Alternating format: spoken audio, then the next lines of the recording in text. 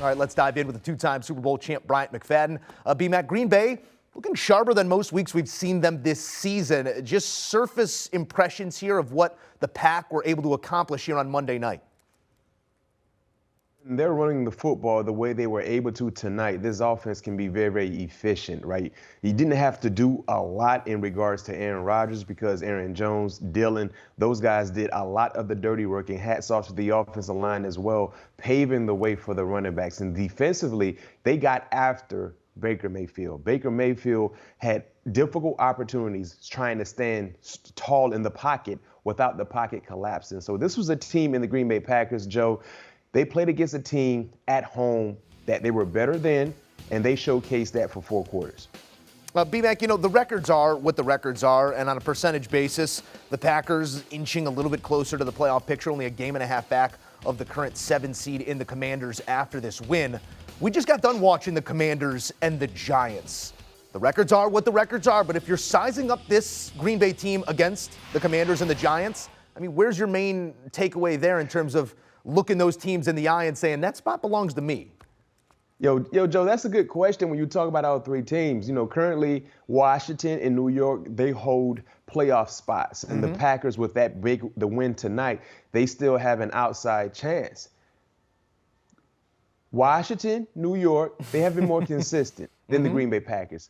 But if you're talking about in a playoff game, it's something about just knowing the Packers still have Aaron Rodgers that you might like their chances more than Washington and the Giants. And I don't know if you feel the same way, but that's how I'm looking at that when you talk about all 3 teams. And I think when you get into the playoffs, knowing you have Aaron Rodgers that got into the playoffs, number one, if the Packers get into the playoffs, they're getting in hot because they can't afford to have any more mishaps. So they got to win out, basically. So it was a playoff game tonight. They're already in playoff form. So me personally, to answer your question, if the Packers get into the playoffs, based on where they were weeks ago, I like their chances. So I would probably put the Packers no worse than 2 if you were to judge all 3 teams. Yeah, you know, we're just talking power rankings there. The records are what the records are, and both New York and Washington have earned the right to be in those positions right now. The Green Bay Packers have not. By the numbers,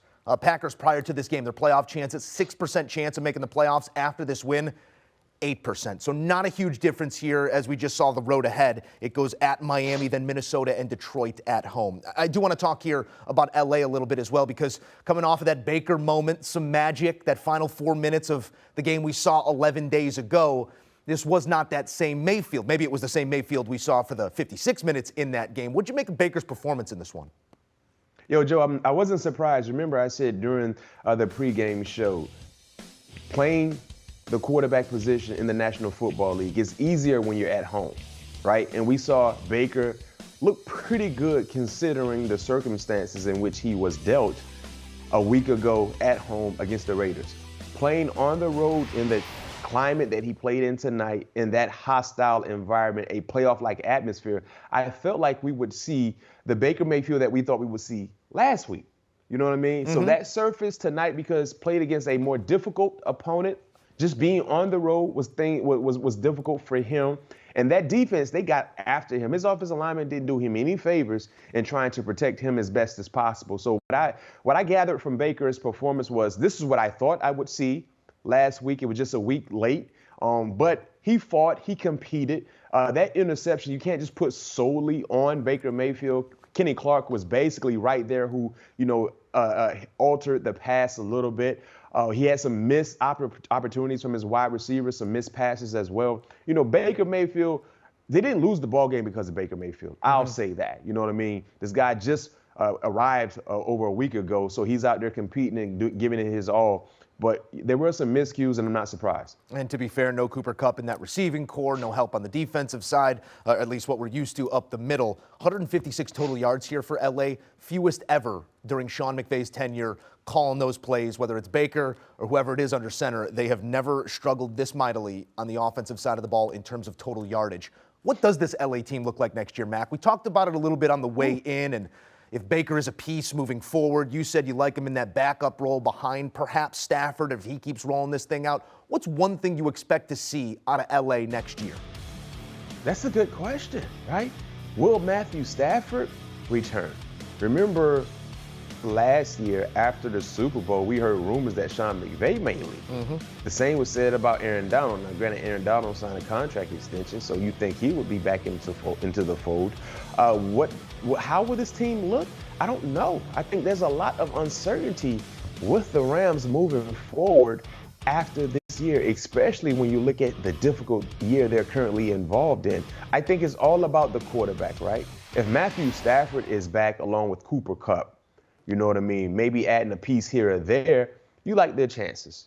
But if you don't have Matthew Stafford, you got to go out and find a new quarterback, and not knowing who that guy will be, you know, that puts a lot of uncertainty in regards to the expectations. So it's all about Matthew Stafford. If he comes back, he's healthy. You got Cooper Kupp. You got some of the other pieces in place. Remember, Van Jefferson missed the beginning of the year, so he wasn't really there to start off with the quarterback being healthy. You know, and then hopefully finding some answers at the running back position as well. So I don't know. They're in a very difficult position, you know what I mean, because they have to wait and see what happens with, most importantly, Matthew Stafford. Well, that process can now start if it hasn't already at 4-10.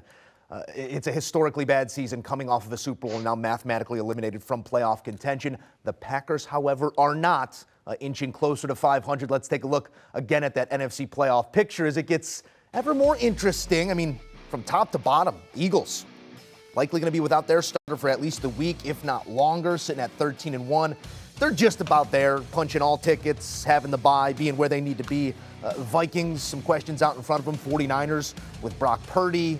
You got the GOAT still hanging around at the top of that division, but it gets really interesting right there. 6-8, 7-7, Lions, Seahawks, Packers, Commanders, Giants. I know we sort of touched upon it already, but as you take a look at the Packers, obviously, of those teams, that's the quarterback you want to ride with. How much stock do you put in that fact?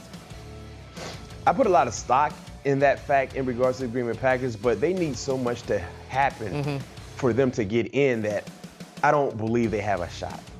As you talked about it, Joe, they're still currently alive, but number one, they can't lose any more ball games, right? And you look at their schedule, they're playing against teams that still have a lot at stake in the Minnesota Vikings and the Miami Dolphins. Number two, you got to window watch a little bit to see what's going on around you. You don't just need one team to have some slip-ups. You need quite a few teams. Number one, you're currently third in regards to the seeds in the playoff hunt. You're not third in trying to get into the playoffs. You're actually third in the NIT bracket, to say the least. You're not even in the main bracket. So for you to get into the main bracket, you got to be able to jump two teams that still can play pretty good football. So in the Detroit Lions, and you play the Lions, if I'm not mistaken, and of course you got Seattle. So they're still in based on the record, but I don't think they have a legit shot because a lot has to happen around them. Yeah, we know Aaron Rodgers is going to control what he can control, and that's just winning ball game after ball game. Next up, it's a trip to Miami to see if they can keep a good thing going. The Packers winning back-to-back games for the first time since week 4 of this season. B-Mac, appreciate you. Yes, sir. And don't forget, there's more Mac to be had on All Things Covered. B-Mac and P2 sitting down with some of the biggest names in sports and entertainment for an inside look at the league you love. Download, subscribe, and enjoy All Things Covered. Do you want a sports network that delivers everything that matters about the game? The highlights, the picks, the instant analysis, no yelling, no fake debates, no politics. Hit the subscribe button and never miss a moment.